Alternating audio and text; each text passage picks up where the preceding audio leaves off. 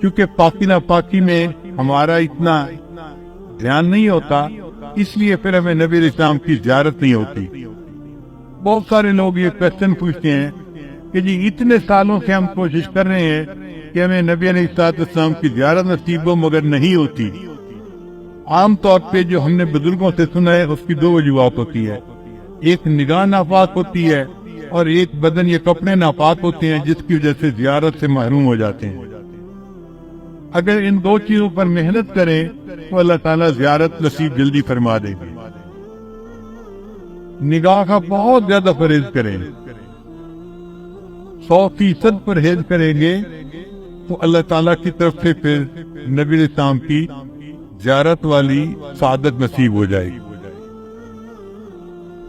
میرے والدین چونکہ شروع سے ہی نیکی کی زندگی گزارنے والے تھے، تو میں نے تذکرۃ الاولیاء کتاب 5ویں کلاس میں پڑھی تھی۔ 5ویں کلاس کے بچے کو تو ابھی کنسیپٹ بھی نہیں ہوتا، مگر مجھے والد صاحب نے وہ کتاب لا کر دی کہیں سے، تو میں نے اس میں اللہ والوں کے واقعات پڑھے تو دل میں بڑا شوق ہوا کہ مجھے بھی اس لائن پہ چلنا ہے اور اللہ والوں کی لائن پہ آگے بڑھنا ہے۔ پھر اس میں ایک کتاب میں نے پڑھا کہ نگاہ کا بہت پرہیز کرنا چاہیے، تو چھوٹی عمر میں ابھی میں بالغ نہیں ہوا تھا، اس عمر سے ہی نگاہ کا پرہیز شروع کر دیا۔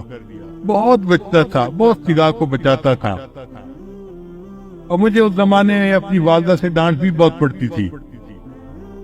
ہر دوسرے تیسرے دن کوئی محلے کی آنٹی آتی اور میری والدہ کو کہتی تیرا بیٹا جا رہا تھا، اسے تو ہمیں سلام بھی نہیں کیا، یہ تو ہمیں اپنی خالہ ہی نہیں سمجھتا۔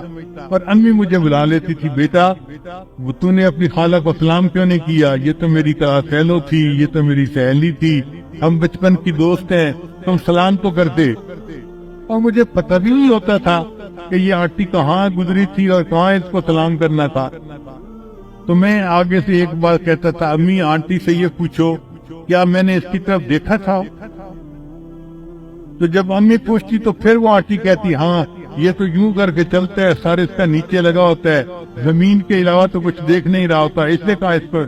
میں نے کہا امی مجھے یہ بھی نہیں پتا میرے پاس سے مرد گزرا ہے یا عورت گزری ہے، میں کس کو سلام کرتا؟ تب جا کے میری جان چھوٹتی تھی۔